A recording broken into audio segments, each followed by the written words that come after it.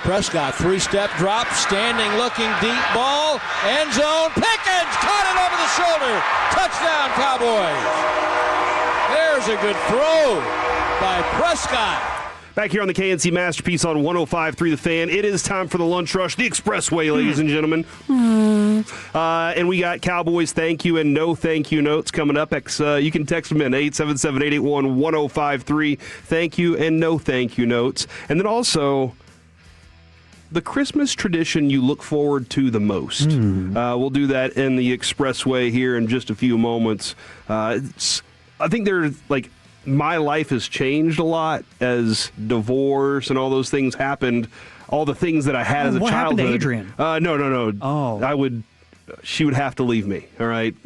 She already did a couple times, right? She did. Yeah. It's tough. She came back. Fortunately, I was very lucky there. That's nice. But with all the different changes in life, creating new ways, new traditions has been kind of fun. But what is your favorite Christmas tradition, as we are only a few days away here? 877-881-1053. Cowboys thank you and no thank you notes. I think I'll start this thing off with thank you to George Pickens for reestablishing himself as that dude. 130 yards on 7 catches and a touchdown. He's, a lot of people this year kept talking about how much of a deep threat he was. And they kept saying, oh, he's a deep threat. But nobody talked about all the other things that he could do well. And I think what he's done this season is prove that he's more than just a deep threat, and he's got so much more in his bag. And that's going to get him paid by somebody. Whether it's the Cowboys or whether it's somebody else, it's going to get him paid for sure. But it was nice to see him doing his thing again out there on Sunday.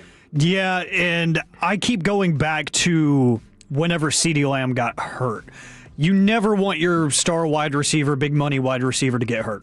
But that experience of being the dude in this offense compared to Pittsburgh's was invaluable to his development. And, that's stuff that he already had. They just hadn't unlocked yet.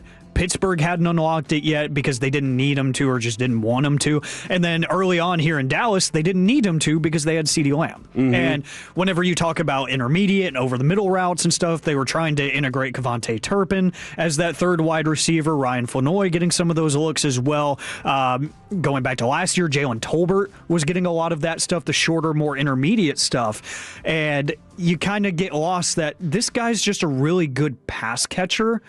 He's not just a vertical guy, and whenever you ask him to move around the field because you are that guy, all of a sudden, you blink, your running mate is gone, you have to be that guy. It took a couple weeks, but he showed that he's comfortable moving around. And now that you can move him around and ask him to do layers of things per drive, not even just per game, it's like drive by drive. You can go really situational with him now. And he's taken that role and he's hit it head on. He seems like he enjoys it. He seems pretty checked in on most plays, even when the ball isn't going his way. You might have a bad game where he's kind of slacking a little bit, but that's just a wide receiver that likes to get the football. Everybody does it. You're talking about DJ Moore. He's a solid veteran wide receiver, but he'll take a few plays off because he knows it's not even going to my side of the field. It's okay. But George Pickens has added so much to his game this season in terms of I can be an over-the-middle guy. I can be an intermediate guy on the comeback route and stuff like that. I can move the chains for you, on a pitch and catch, which you saw a couple times yesterday. He's gotten 3D in his game. He's gotten more dimensional, and I think that's something that if you keep them around, which I expect them to do, especially the continuity of having the same play caller, they're only going to expand on that. Mm-hmm. So it excites me. It really does. But in a short sample size here and, through most of the NFL season, his first year here, he's learned a lot. Yeah, it seemed like early in the year and even in training camp, it was like deep threat. We got CeeDee Lamb. Why would we even think about any of these other routes for him? Let's just use him as, if not a decoy, as a single coverage throw him over the top guy. Sure. And you're right. As CeeDee Lamb's injury happened, that opened up more for him. They said, okay, we got the whole route tree. What can we do? And he was like, I can do all of them. And they're like, oh, okay. Well, let's see what you're dominant at. And he was like, this slant, this deep ball, I can do a lot of different things. So that's a positive there. Are we done with the Kevontae Turpin's the third receiver on this team? I am. I've been that way for a while, though. Flournoy, for me, I think I'd love, obviously, the injury stunk yesterday. Yeah. No thank you to concussions. But, like, Flournoy's proven to me that I can rely on him as a third receiver. He's, like, in the mind of, Cedric Wilson. Remember how great it was to have him? He was, like, the fourth, though, I think, on that group. But it was nice to have him around. I feel like I look at the two options, and I know that Turpin can bust one wide open. That's few and far between, and I just don't think he's at the same level as some of these other guys. I think I'm kind of over it at this point, and I know that there was conversation about is his expanded role as a receiver maybe playing into special teams aspect, and vice versa, maybe doing all the special teams work is just kind of gassing him early on, and he's not as effective because you're asking him to do literally everything on the face of the planet Earth in terms of carrying the football. I think I'm ready to commit to him in one role. I could see sub packages where he comes in on a 3rd and short, on a jet sweep or something where you think you have the absolute best look against you defensively to run something outside zone. I don't want to see him as a full-time receiver. Either that or you say, we know you were all pro once. We're going to make you a receiver, not a kick returner. You have to make a decision because I just think we can talk about his frame and everything. Yes, he's a small guy. It's National Short People Day. Remember that. So shout out to me and Kevontae. We're celebrating hard today. But you can point to that, but it's true. Like, he's just not built for that workload, and that's okay. Tell him what his job is. Don't tell him everything. Tell him what his job is. These are the things that you were assigned to do, and this is going to be it. All right, let's roll out some of these here from the fan text. Thank you to the veteran leadership on the Cowboys realizing in halftime that you needed to lose to the Chargers to get a better draft pick, so they took their foot off the gas and tanked. I think they just were outmanned. They had a better team against them. From the 817, thank you to the Cowboys for being the only team to have 8 wins, 8 losses, and a tie. It will never be done again in history. Whoa. I think it can be done again in history. It can. But you're right. This is as Cowboys as it gets. How many times did I say during the offseason, middle of the pack? 8-8-1 would be exactly middle of the pack, and that's what they're aiming for right now. Yeah, on National Math Day, it's mathematically possible for that to happen again. I like this idea that no team other than the Cowboys is capable of doing that. Yeah. So I'm kind of with it. Yeah. I'm not going to lie. I know the math doesn't make sense, but hey, Kevin's not here. I can change the rules. From the 469, thank you, Cowboys offense, for providing thorough, high-powered, efficient entertainment and hope surrounding a season where averaging 30 points. A game isn't enough because the defense gives up 40 a game, reminding everyone that defense is important. And then if you try hard enough, you can be a Cincinnati and Dallas. So that was a roller coaster of emotions for me. Yeah, that really was. And look, man, that is exactly what it was. Cincinnati was like, we'll just go outscore everybody. And the Cowboys, I don't think they were like, we're just going to go outscore everybody, but they really legitimately thought. And Steven even said this with us. And we even talked about it too. If you can be good defensively, mediocre is all we're shooting for. The offense can put you in a position well enough to win. Now, unfortunately, you couldn't be mediocre. And even when you were mediocre, the coach was like, I don't know if they are or not.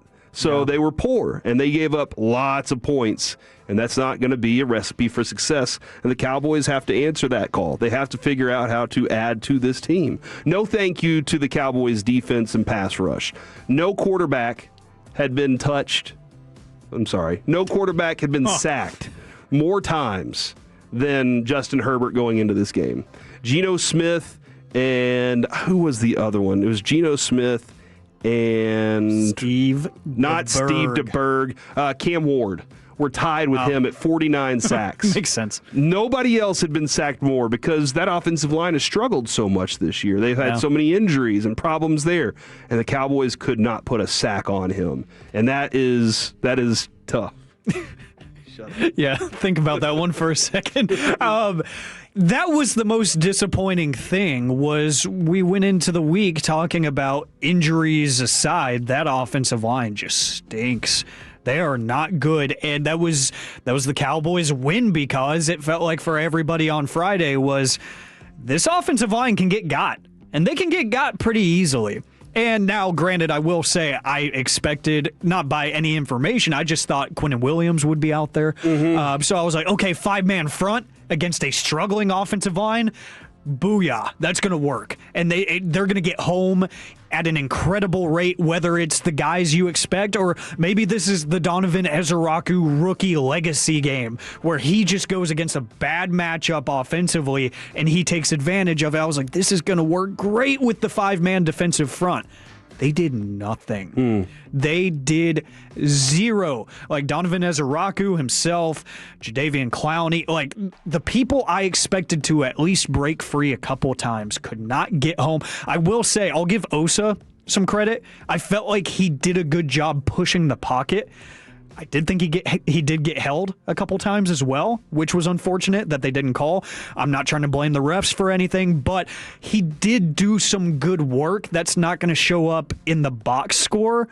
Outside of that, I did not watch any of the defensive line and say, oh, they're doing something. And that's where, for me, it goes back to coaching. Like, I know the defensive line coach, Aaron Whitecotton, is great, and I think he's really good at what he does. I think he's a great communicator, but I think it all goes down to everybody being on the same page, everybody working as one, which is a structural thing. Oh, no, for sure. I mean, on the back half, your defensive front needs to get the pressure, right? But on the back half, if the coverage isn't good enough to create a second for the pressure to get there. Yeah. Now, obviously, you listened to Brad Sham yesterday many, many times. Justin Herbert drops back. No pressure at all, like that. And he has all the time in the world. One time it was this year.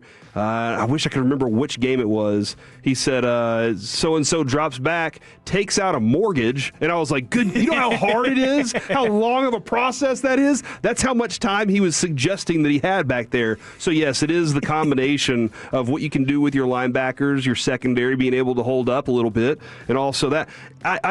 I'm still trying to figure out where I stand on Revel. It's rookie season, off injury. There are things that I'm like, man, he doesn't have blazing speed, but he's tough, and I like that quality about him. I'm going to need a full off season to see, what all he's about, and obviously he's going to potentially have another defensive coordinator to learn from and try and work with there. So they got to figure out what he is, and that might be another thing. It might be very important to get a lot of these guys on film for whoever the next defensive coordinator is to come in and say, all right, I see what these guys can and can't do in this defensive scheme, but I'm going to be able to use this a little bit better.